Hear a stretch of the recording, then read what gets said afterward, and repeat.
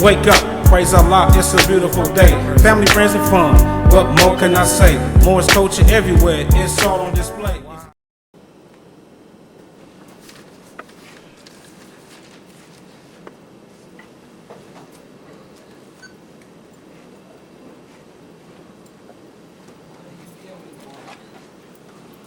All right, we're gonna get started.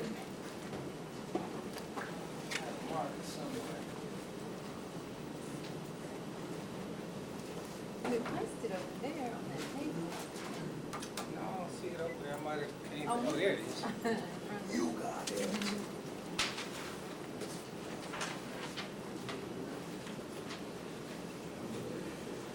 How's everybody doing? Okay. Good, good. I think you ain't woke up yet. All right, look, we had to, I've been doing a lot of pondering. And as an instructor, you know, I have to look at myself when I ask the question, why are, as a teacher, why are my students not getting it? So the first thing I have to do is question myself.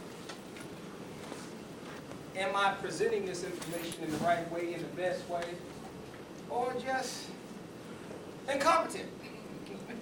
And I like to think that's not the issue. But anyway, I decided, because maybe we ran through this in the manner we did, we maybe did not cover it enough to get the clue that we need to get. What is the administrative process? Anybody? What is it? It's the process in which you submit your papers to the people you want to grant a problem or to resolve a conflict. It's a private or public announcement.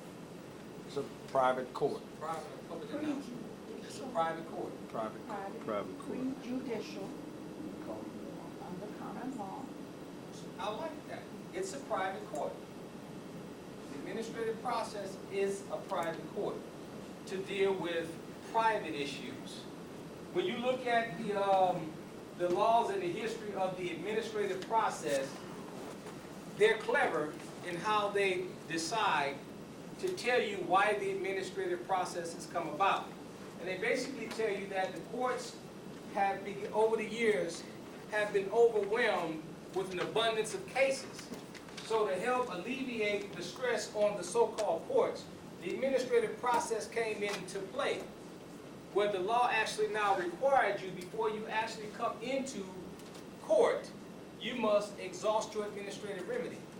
And that simply means you must handle your own private affairs.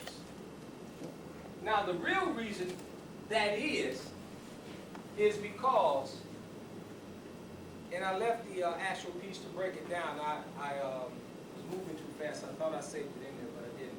But there's an entire law piece on the administrative courts and what they are. They are not courts.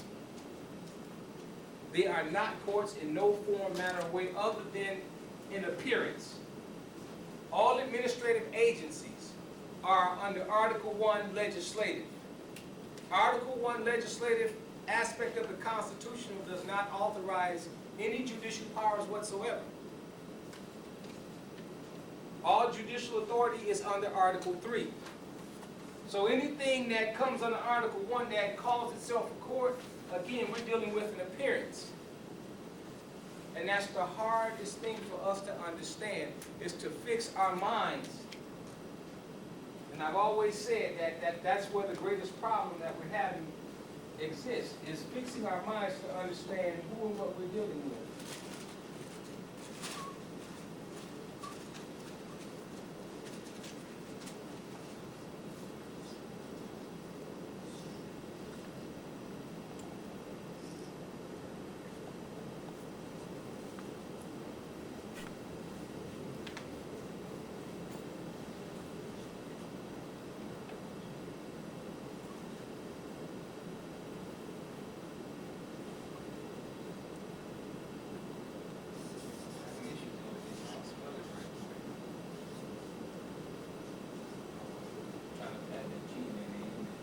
Non-judicial and judicial, what is the difference between these two? One is private, one is public. One is private and one is public. Before, now, for like paperwork. Well, yeah. One is administrative One and one is comes under judicial. Article 1, and the other one comes under Article 3. Which one is under Article 3? Your Article 3 judicial court. This is Before that. non-judicial and this is judicial. Non-judicial. No. Not, No, you said judicial. the non-judicial part is under Article 1, that's legislative. Yes. When you get to the judicial part, Mm-hmm. that's your Article 3 court. It should be. Well, Now- isn't it? What's the difference between these two entities here? One is common law One- and public law. One is common law, one is public law. Nope. No, that's not. Excuse me. Would you say, George, one is public and one is private? Yes. Which one is public and which one is private? The judicial is public. Judicial is This is public Judicial is public, and this is, and non-judicial is that's private. private. How about,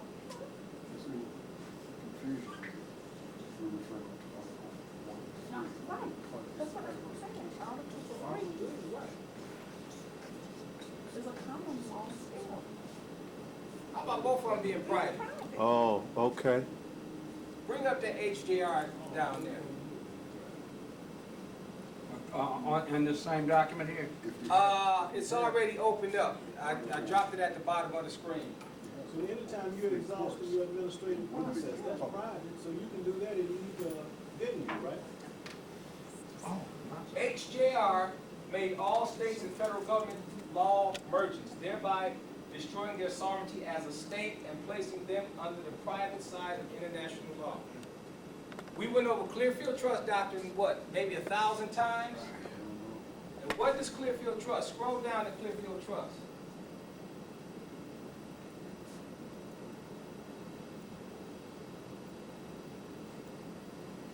Come on up. This is the, corporations. Scroll on up to the Clearfield, it's further down. That's the Pinhole versus Delma.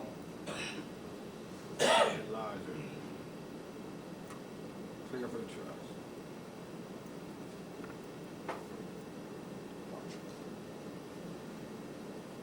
The only thing that's close to Article 3 court is actually over here in the non-judicial aspect. And that would be who? That would be us. You're private. We the people. I mean, the only place Article 3 jurisdiction actually exists, when government stepped into the world of commerce, what happened to them? They lost their status. They lost their national status, became mere private citizens or corporations. And under the corporation doctrine, like all corporations to compel performance must have a contract, right? Yes. So the only time let me back up. So when they stepped into the world of commerce to collect revenue, they lost their status. They lost their constitutional authority, right? And all inherent power remains where? And the people. So where is the common law authority? Where does it exist today? And the people. And this is why everybody's saying that the Constitution has been suspended. Because it has. It's been suspended from our mindset. Because we don't understand the Constitution. We don't know what it is anymore. And I've said over and over, it's the most powerful document on the planet, bar none, because it laid the format for all international documents today. All concepts of sovereignty, all treaties, all of the United Nations doctrines, if you look at them, they all line up with the Constitution. They all say the exact same thing. And the other sad fact of the matter is, we've yet to recognize that it was the document created by our forefathers, our ancestors. We are the posterity of that original contract. We just have failed to, again, separate the two distinct entities. And in the congressional archives, they actually got it called the hidden congressional records, where they're telling you about the Constitution that belongs to the indigenous inhabitants and the Constitution that was being created by the commercial entity under those 12 colonies. We had 13 original states or nations who had come together for a more perfect union, and this group over here was actually mimicking. The 12 colonies were attempting to mimic, and they got it in the congressional records. One of my buddies pulled it up and was reading it to me. He had to email it to me about those hidden documents in the congressional records about 2 United States, and the latter one being a corporation as from its offset, because all George and them were trying to do is simply mimic. And they give you the 2 different dates. One was set up in July, and the other one was set up in August. When we made that declaration, that was ours. They later came along and did the exact same thing, and then asked us to give recognition to it. Yes, sir. Many times you mention the 12 colonies. I'm missing something, because I always, got that schooling in my brain about 13. 13. There were not 13, there were 12. They put that on the record because they needed to overlay the original. The original compact was 13 nations. I think So Rhode the Island colonies- was a plantation, wasn't it? Huh? Rhode Island was a plantation. I think I read somewhere in the article of Confederation, I think it was a plantation, and then later they made it a colony or something. Yes, sir. Yes, sir. If you go back into our archives, you'll find a lot of those documents laying out point for point. There were only 12 original colonies. But in the fabricated history books, they tell you 13 because there's an attempt to overlay. You take the fiction and lay it over the real, and now you have the real people caught up in the fiction, because the average, we've been doing polling and asking black folks, Negroes, or whatever we choose to be called these days, do they have any constitutional rights? And if you talk to the majority of our elders, they always say, well, that doesn't apply to us, because that's what we've been taught. And I pretty much now have all the documents to validate on the record to show when they amended the Article 9 of the Constitution, they actually were taking the Moors out. And to prevent that from happening, George, who we think was a European across the water, began the War of 1812 to prevent the ratification of the 9th Amendment, which became the 13th Amendment, which got rid of what? Nobility, titles of nobility. Titles of nobility. And today they've passed the 9th Amendment as being ratified. It was never ratified because it was the War of 1812 that prevented the last state from ratifying that amendment. And if you go get Horace Greeley's book, American Conflict, you will see in his book that he's telling you that the Moors were taken out and how they were taken out of the Constitution that they wrote by amending the 9th Amendment, which became the 13th Amendment, which reduced titles of nobility. And I mean, they got it all in there if you pay attention. We recently found the documentation in the book, Barbary States, White Slavery in the Barbary States. And in that particular book, they're telling you that there are 2 distinct Barbary states. There's the one in North Africa, and there's the identical Barbary states in North America.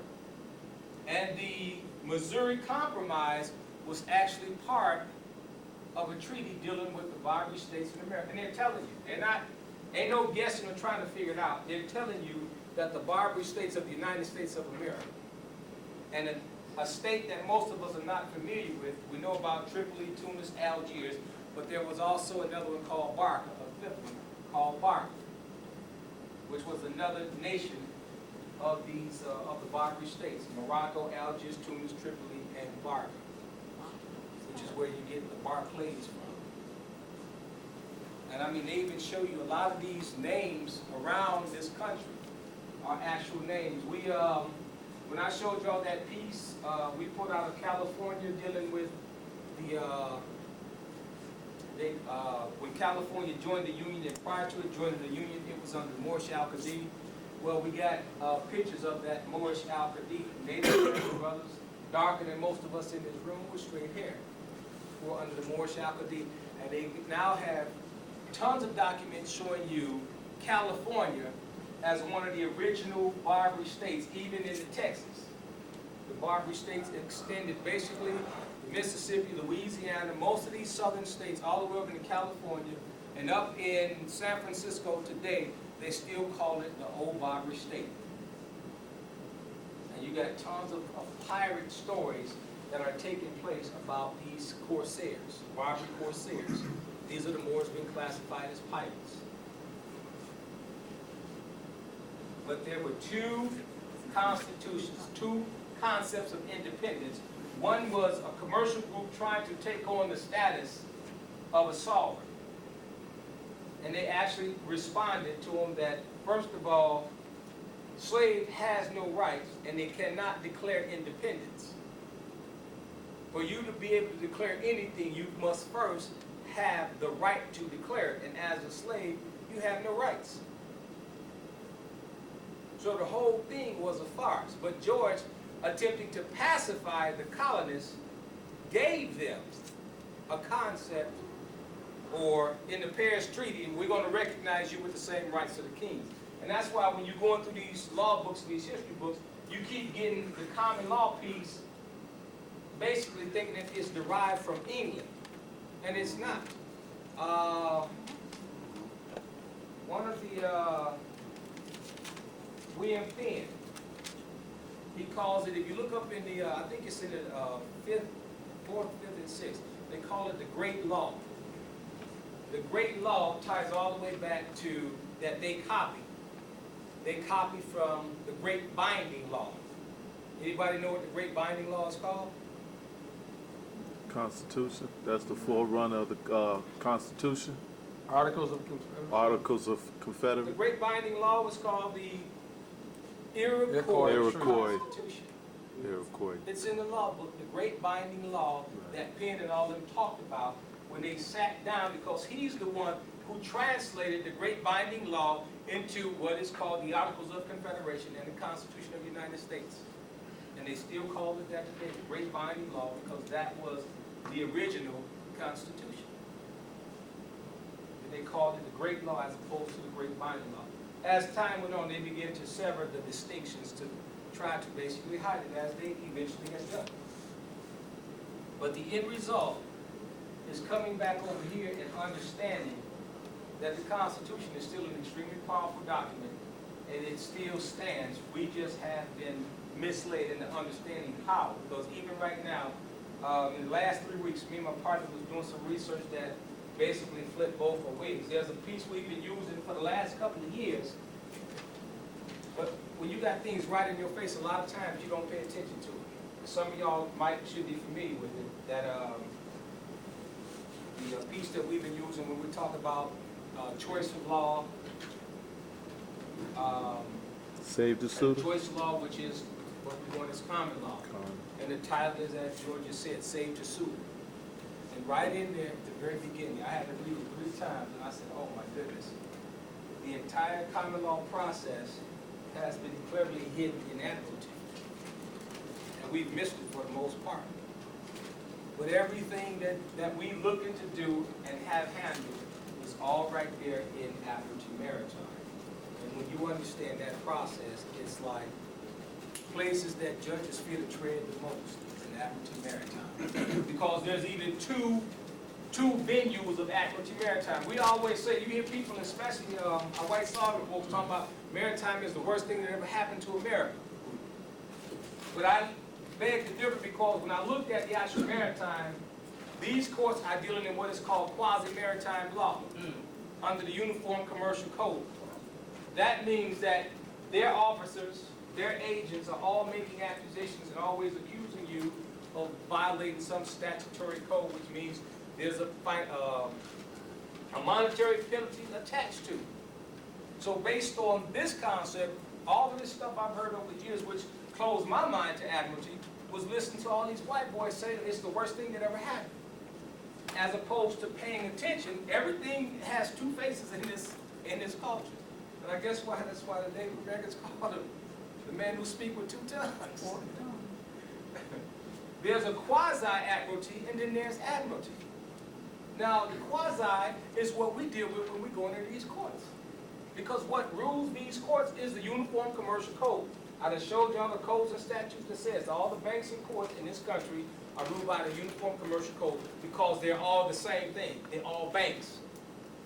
the court is a bank. We got a ton of stuff out of California specifically calling the court a bank.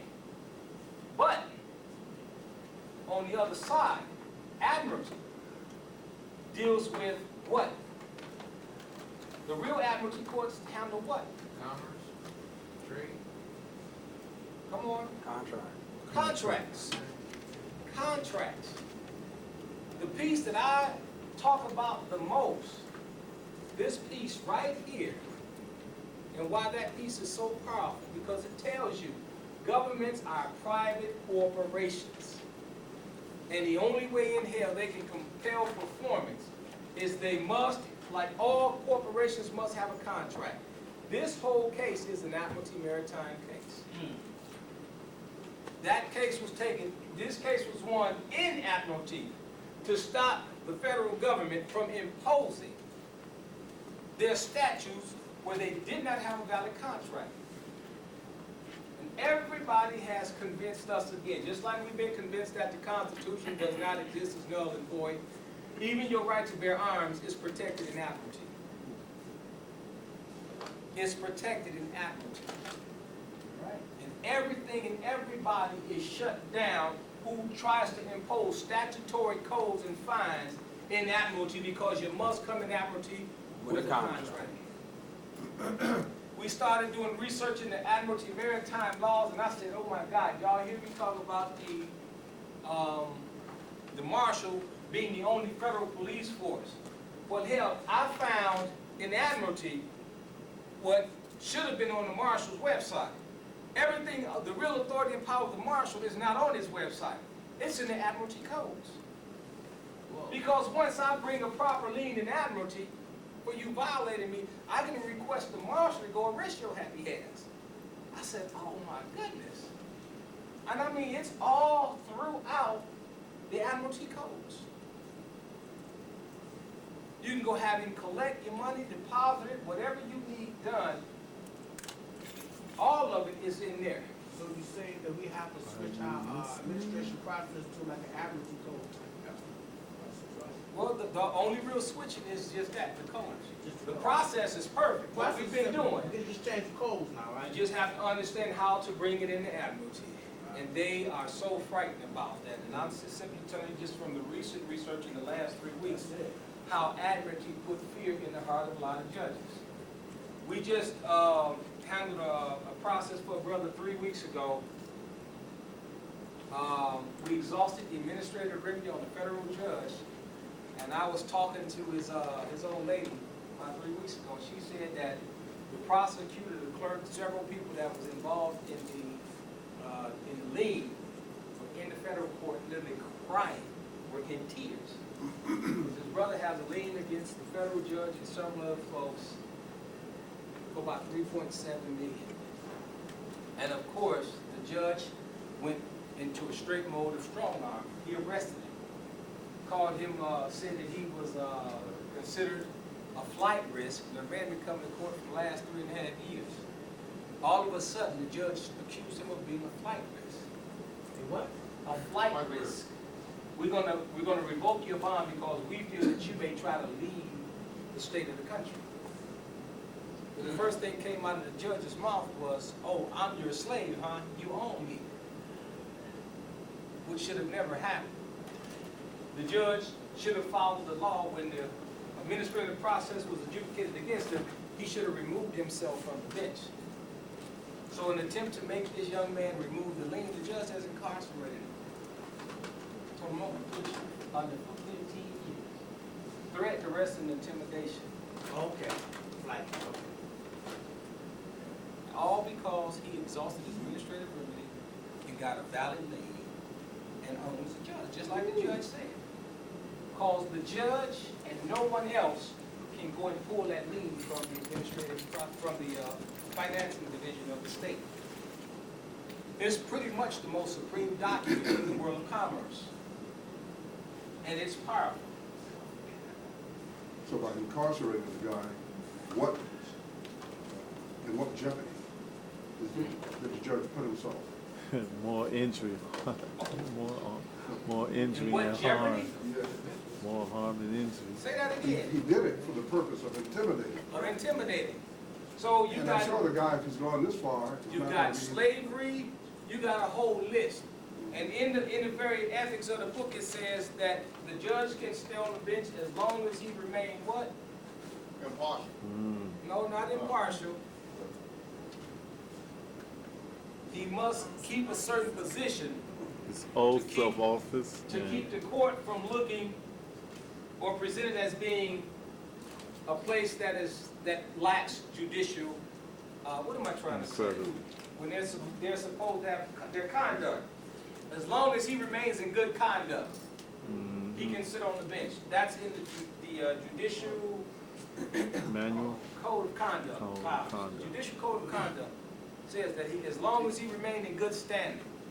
Now, you just unlawfully arrested a man, you made a false accusation on the record, and then you're threatening him that you're gonna put him away unless he removes that lien. So can't he use what is called a herpes corpus? Herpes corpus or Habeas corpus. Habeas Okay. corpus. Yes. That's something good. And that's what they're finally getting ready to do. Okay. It was ready 3 weeks ago, but they were all just stuck. Because that writ is when you are wrongful, a person is wrongfully Wrongfully incarcerated, absolutely.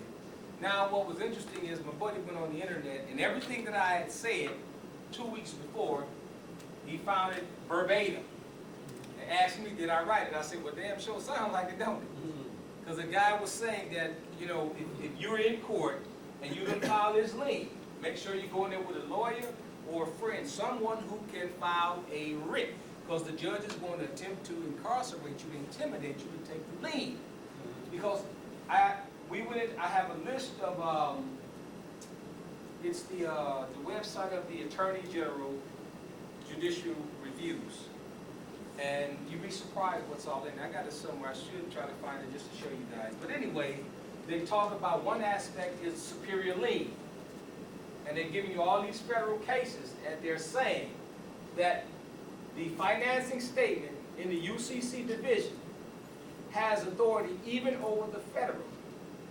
It is the supreme document in the world of commerce. So when you exhaust that administrative remedy, and I know we're jumping the gun, and it's supported, and when you go and file that lien and you put that administrative process, you have a court judgment. You have a very valid court judgment. And no one can remove it but the individual who filed it. And the judge was, you know, he was pretty much cocky and sure that while the administrative process was going on, because for the most part, most people who call themselves exhausting their administrative remedy always stop with a default judgment. They rarely file it in any public record. They just get their default judgment and they're right there. Because in all of those UCC manuals, they never give you a completed process. So we stop right there. Well, I did that and it don't work. Okay. That's what you believe. I ain't here to change your belief. But if you want to deal with the facts, let's deal with it. But these people that we're talking about, now y'all familiar with the Foreign Sovereign Immunities Act, right? In the Foreign Sovereign Immunities Act, they have no judicial what? Immunity. Because they're in commerce. Commerce. Now, there are 5 other venues in Admiralty that says the exact same thing.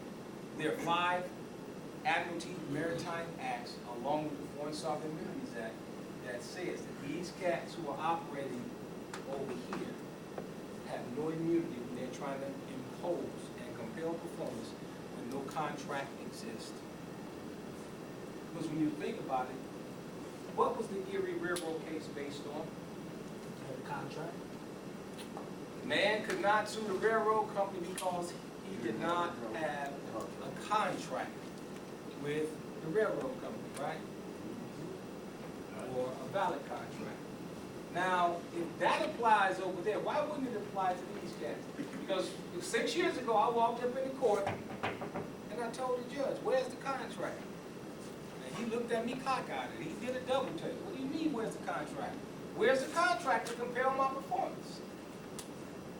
I said, son, I guess you're talking about the citation. No, sir, that is not a contract, and I didn't sign it or agree to it. That was forced on me. So I quoted Clearfield Trust. Clearfield Trust says, when you guys deal with Federal Reserve notes, which you're trying to collect from me right now, you descend to the level of mere private citizen or private corporation. And like all corporations who are subject to the doctrine of incorporation to compel performance, you must have a contract, you must submit it into the record before you can compel my performance. And then he shortly after, hold on, we may be confused here. I was not. And I'm telling you, I was just at that time, I was just trying that out. He stopped me right there and said, we're gonna deal with you afterwards. We gotta handle business. And then they came back and dismissed it. But I didn't really have a clue. I was just trying, because I understood what it said. There must be a contract. Because this is what we're living in, the world of contracts. The administrative process is just that. It's a process for contracting.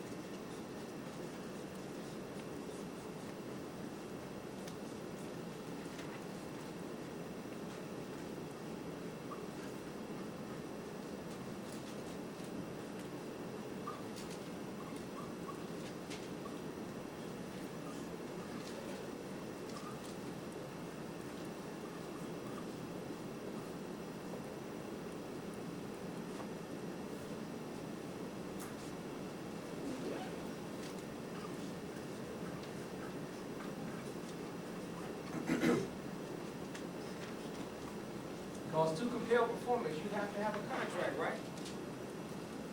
In the world of commerce, which is what you used to see is now.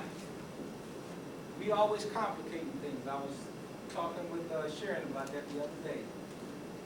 We have a hard time accepting things being simple. When a process is simple, we say, no, that's not right. It's no good. It will not work. Because that's how we've been trained. And we take it and we complicate it. And once it's complicated to the point where we don't even understand what the hell we're doing, we now feel that it'll work. Because that's how we've been trained here. Because every time something simple comes along that's actually effective, what do we say? No, that's too good to be true. So we take it and we complicate it. And I don't want nobody asking me about no notarial protest in an administrative process unless you send a promissory note to discharge debt and it was dishonored. It does not apply. And that's what I mean by we complicate it. Because I looked at 100 books and talked to 100 people. Well, no, don't you have to? No, ma'am, you do not. Could you just repeat that, please? This is the process. Would you just say what you just said? No.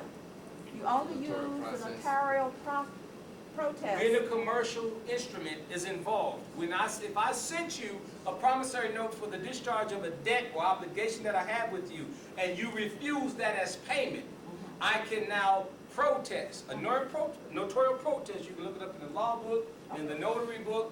The notarial protest is only for promissory notes that have been dishonored. Why would somebody reject it? Why, if that's what they're looking for? Because they want to dictate in what form or fashion of payment they can make you pay. Mm-hmm. But you took a promissory note at the very beginning, and that's what the whole HJ is dealing with. No one can dictate what form of payment you must pay today. Because if I tore a piece of paper out of that notebook and wrote the right language on it, that's a payment. It's money. And I can go into the code and show you it's money. And that's all I do. Put it on there and tell them under 1-263 whatever that this is money. And they'll refuse that, the law says if I pay you and you refuse it, the debt is discharged. The problem is we do not know how to enforce the law. Because we don't know what the law is. I've been telling you guys for the longest, when they send me a notice, I step into my courtroom, into my administrative agency, and I issue one back. Now, the minute you say I owe, That's a what? Explain. Offer, also. Explain. That's it. It's an offer. What happens if I ignore that offer? You accept it. I accept it. I allow them to carry out their contracting procedure, because the administrative process is a contracting process. That's all it is. And it's all private. Our problem is we can't let go of them and their public laws and public codes. There's no such thing. How can you say you got a public law when you're a private corporation? You see the oxymoron that we're dealing with? And that's where our problem is. We can't, and I've tried, I've even passed out some handouts that talks about a changing of the mind, because there has to be a shift in your thinking before you can actually empower yourself. There has to be a shift in your thinking to understand, first of all, these people are private corporations, and I ain't making it up. There's hundreds of cases right in here that keeps telling you, these people are a private corporation. If I didn't sign a contract knowingly, willingly, and voluntarily, you are not going to compel performance. And over the years, I've paid attention. Judge, when I got that notice from the Michigan Bar Association that I was practicing law without a license, and I laughed. I said, well, damn, who ain't? And then a question popped in my head just to verify. I said, okay, I'm going to ignore this to see if they're going to contract, because they sent me the first notice. And about 3 to 4 weeks later, I got a second. I said, okay, they're trying to contract. Let me Counter offer. accept the offer. And I did. I accepted their offer and I replied. And I told them right off the bat, first of all, I found your accusation slanderous and libel. You actually hurt my feelings to say that I called me a lawyer is the worst thing you could ever do. Because the Bible says they're going to burn in hell. They're going to be the first that Satan used to heat the ovens. They're going to be the cold. So I find your accusation libel and slanderous, and tend to hold whoever makes such an accusation liable. I do not practice law. I've never practiced law. I never told anyone that I was a lawyer and practiced law. For the record. Since he got that camera going. And a few weeks later, I got a response. And all that was basically a canceling of the offer. I don't want it. You keep it. And this is the whole all of this stuff is contracted. That's all you're doing. That's all they're doing. The problem is we keep letting them make the offer, and then we fail to count it. You write on the offer, accept it. No, not necessarily. But for instance, let's say you are a credit card company. You send me a notice saying that you gave me some credit, and I owe you $2,000 to $3,000. Well, the first thing I'm gonna do when my accepting of your offer is now I'm accepting it. I said, okay, you say I owe you. Now here's what I need you to do. Validate the debt. So I just counted your offer. You offered, I accepted, and now I've offered it back to you. Now you have to prove that I owe you the debt. Because if you can't prove that debt by law, you just made a fraudulent accusation, and now I can hold you liable. I'm finna hit you up for at least 10 now. Yes, sir. I just heard you allude to the fact that attorneys don't have a license to practice law, like barbers and everybody else. Nobody has a law license. But I have seen this several times. I've seen it written that once a client decides to take on that attorney and to pay them, that's what gives them the license. It's like they accept it. So that's It's a contract. right. They have, Yes. They're contracting. Yes. And up until that time, they don't have one. Exactly. The person who hires them Exactly. And gives them the license. it's the lawyer actually is like this. Let's say I'm an independent agent who sells insurance. But I actually work for this big AAA corporation. But I pass off to you my cards as being an insurance salesman. And actually, I'm simply an agent. They hold the actual license for me to sell these securities. You don't know that, but I'm telling you up front, I'm going to sell you this contract. We're going to do business. I sell it. It's just me. But the minute you contract, hidden down there in that clause is actually, the contract is not with me. I'm a middleman, but it's actually with AAA. And it's the same process with the attorney. The attorney is nothing but a court agent. So he's not really representing you. He's simply getting you to sign an agreement with him for somebody else to make you an agent, or not an agent, but Client. no, you're not even a client. You're a state ward. Because you're now Ward of the Ward of the state. Ward of the state. You're also Victoria admitting, Joy. right, See, okay. they're actually agents. Same problem. That's another problem. That's what I was trying to explain to my man's mother about this writ. You feeling you didn't want to pay a lawyer 10 grand. And to do what? And I told her, I said, now the man already has a mandamus filed in the federal. Why don't y'all have him run up there? The first thing came out of his mouth was, oh, I don't do appeals. Okay, well then you will peel my money out of your behind, or I will begin to peel the skin off your behind. And I told her, so what do you think he's going to do for him, other than collect revenue out of your... Nothing. The boy was free 3 weeks ago, but y'all filled with panic and fear, and you have not moved, you sat on the writ, and he could probably be at home eating chicken collard greens with you right now. So y'all decided. So they finally got off his stuff and getting ready to move on his behalf.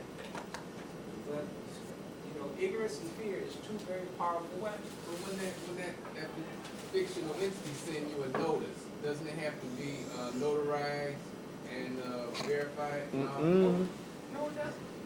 But when you send one back to them, yours has to be. Yes, sir. It better be. Right. How else are you going to get the superior claim? Right, because when they send it to you, they send it to your straw man in all caps. Exactly. This again. You got it. Well, not necessarily that, just saying that because they can't send it any other way. Wait, yeah, that's Exactly. true. Because it's a fiction dealing with a fiction. Can't do it. Well, basically, it's- Right. Just trying to make it look proper. Exactly. Letterhead and whatnot. Now, let's go back to these two entities. This is the one we call a court. We should call it.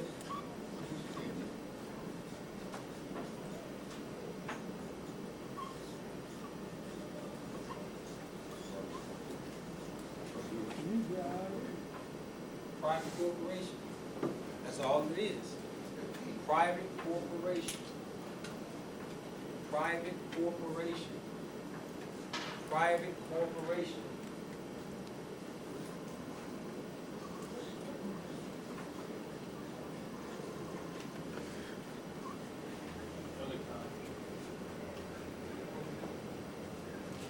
Contracting. Yes.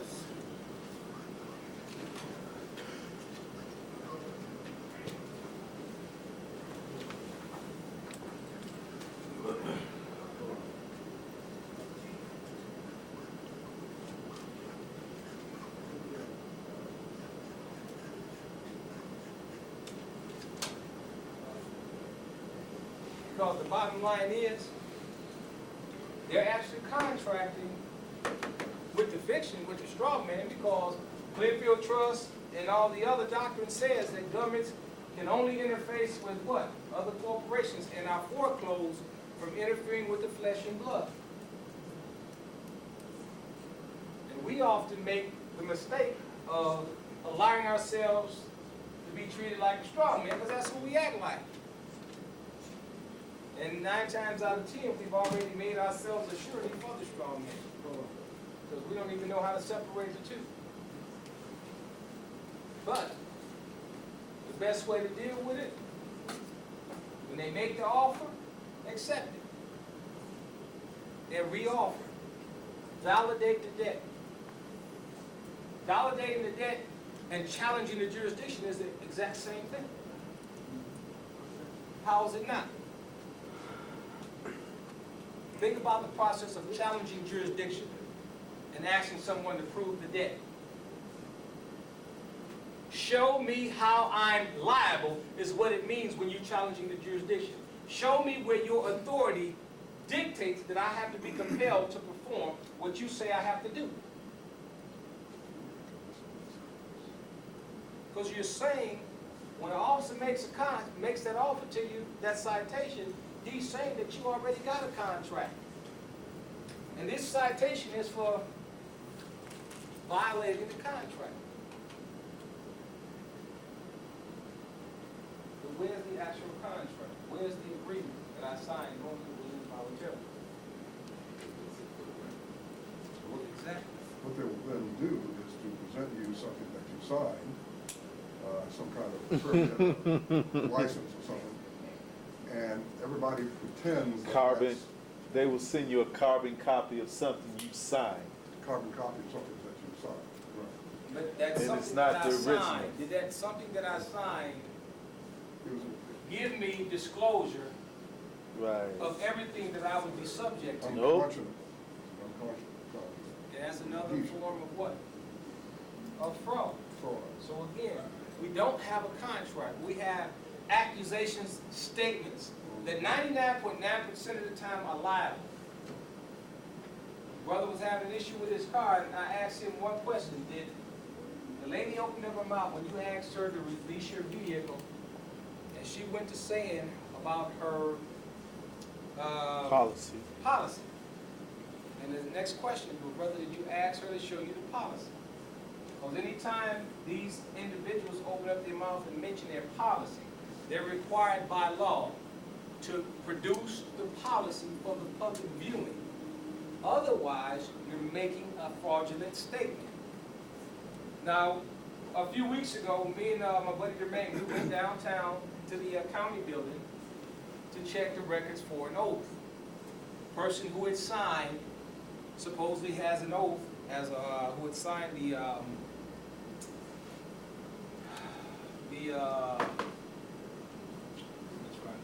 deed, the sheriff's deed.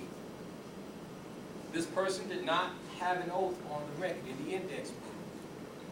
So the next question was, well, can we get a certified copy that there's no oath on the record? And she opened up her mouth and said, oh, I can't do that. I said, And I immediately went after. I said, well, you know, they just got the mayor just went to jail for fraud and perjury.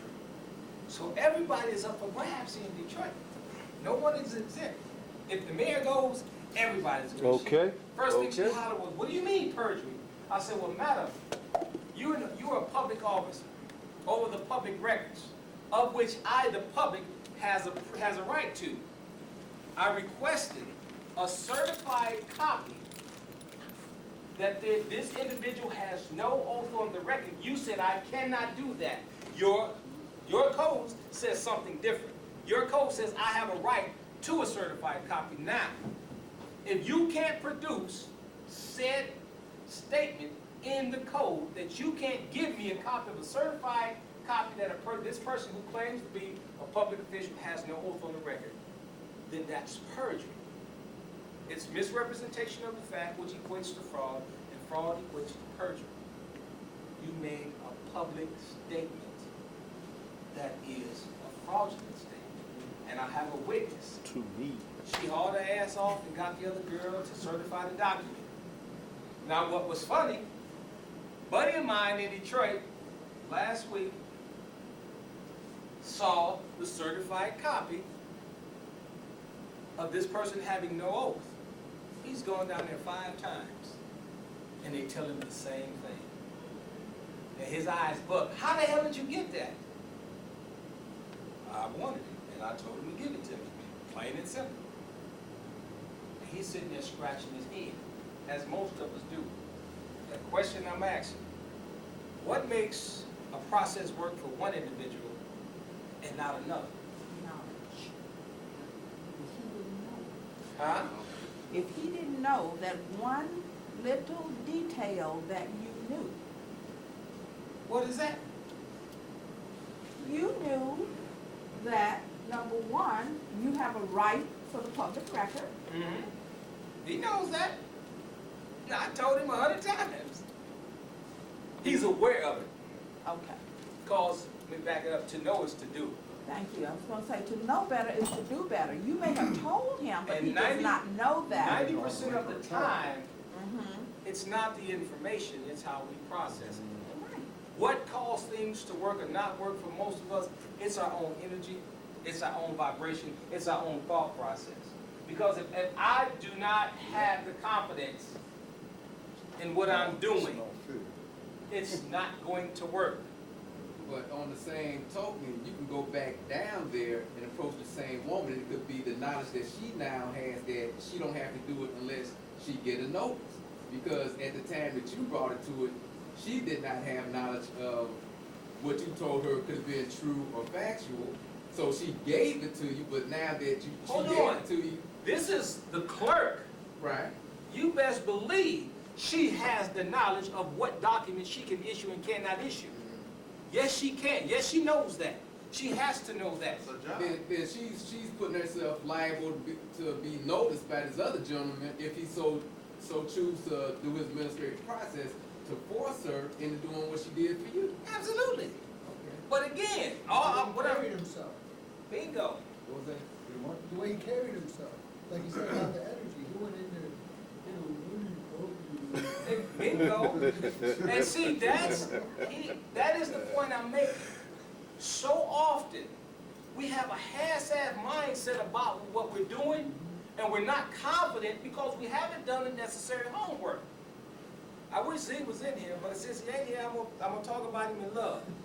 When Z came to my office and showed me what he had, and he was calling it a special appearance. And I'm looking at this document, scratching my head, like, how is this possible? I said, Z, open up the special appearance book. Look at the brief on special that I put in there for special appearance. I said, now how is that different between what you call a special appearance? And he looked, he said, oh, okay. I said, well, brother, we have a book and a DVD. And you still missed it. So I'm inclined to believe you're not opening up the book. You're not opening up the book, and you only gonna retain so much of my conversation. Because after talking for the first half an hour, your mind's somewhere else. I'm just up here to get it all on the recorder after that, so you can go back and fall asleep on it a few times. But the bottom line is, you have a book to go to every time. How did you miss that? And y'all know I've had a few folks in here argue with me about something I ain't covered that is in one of the books. And they'll go back and say, oh, it is in here. My other buddy over here who sits over there, same scenario. If you open up the book and you review it in 10 minutes, Hebrew. you will get it, because it's there. And everything that I laid out, not to pat myself on the back, but I'm looking at the success of other people and what they did. And I'm saying, wow, I'm on point. My partner just called me. I was trying to pull up a document. We were talking last night and again this morning about a mortgage and our misconception of a mortgage. We've been taught to believe that a mortgage has to do with real estate or property. If I get a default judgment on any of you guys in here, and I followed on that financing statement, and I got that financing statement, that is a mortgage on your behind. It's got nothing to do with real estate per se. It's got to do with a security agreement for a debt that is owed. And if I got this security agreement on you, it is a mortgage on all of your assets to pay the debt. And when I'm taking you through these codes and you see mortgage, the first thing that's popping in your head, that don't apply. That's dealing with a house. Okay? If you say so. If you say so. And he called me and said, dude, I found a case. Everything you said, the case, he read it to me and I was coming back in here from the office. I said, hot damn, I love when I get confirmation. And I do. The universe is a beautiful thing. If you focus on something long enough, you get the confirmation.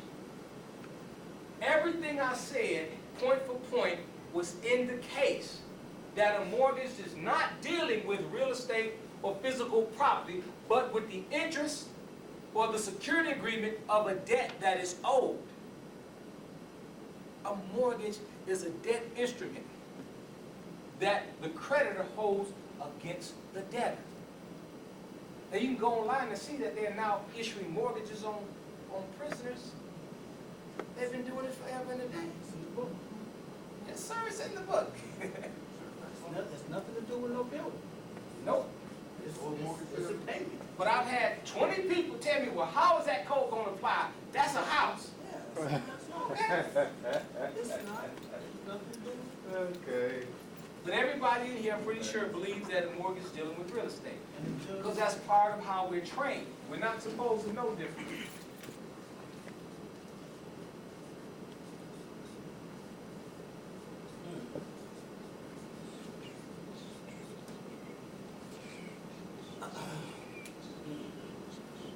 One, two, three.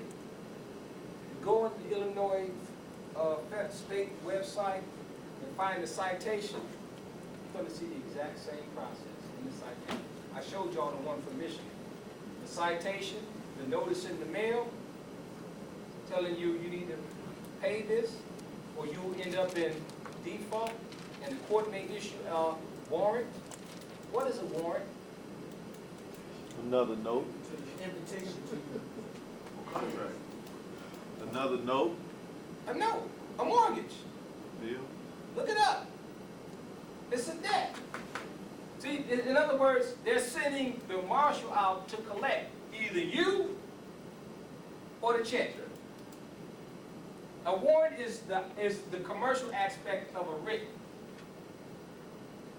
It's a negotiable instrument. Look it up in the bank dictionary. You get a perfect understanding of it. They just contracted, see, the cop gave you the citation, the court sent out the file, told you you had so many days or you'd be in default, and they would issue a warrant. Warrant is a bill. And they either confiscate the body, the mortgage is taxed, either one. Because when they bring you in, what's the first thing you have to do now? Hey, Bail out. It's all revenue, it's all contracting. It's all contracting. All the terms have nothing to do with any law other than contract law. And then they have the audacity to say it's a crime.